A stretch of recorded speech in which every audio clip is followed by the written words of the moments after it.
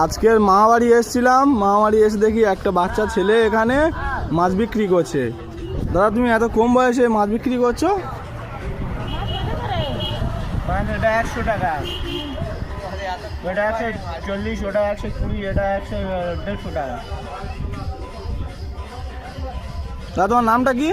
আনিসুল ব্যাপারী। তুমি এত কম বয়সে এই মাছ বিক্রি করছো এখানে? আবার বিজনেসটা আমি ধরে নিয়েছি। ও এত কম বয়সে পড়াশোনা করো না? পড়াশোনা হয় তার ফাঁকা মাছ ধরতে হবে। পড়াশোনা হয় তার ফাঁকে মাছ বিক্রি হয়, তাই তো? ও এখানে কি কি মাছ আছে? পাঁচ মাছ, উস্কান মাছ, পোনা মাছ, রুই মাছ, শিমুল মাছ। এখানে তুমি প্রতিনিয়ত বসো? হ্যাঁ। এই জায়গাটার নাম কি? খোগলে মোড়। ভোগলের মোড়, ঢোলা হাট। এখানে ঢোলা বাজার আছে তো? ও ঢোলা বাজাতে কতক্ষণ লাগবে আসতে? ওই 5-6 মিনিট। ও তা তুমি প্রতিনিয়ত এখানে বসো, তোমার তোমার পার ডে ইনকাম কত? পার ডে ইনকাম বাদ দিয়ে 700-800 টাকা থাকে। 700-800 টাকা করে থাকে। তুমি এত কম বয়সে পড়াশোনা বাদ দিয়ে এখানে মাছ বিক্রি করছো, পড়াশোনাও করো? হ্যাঁ।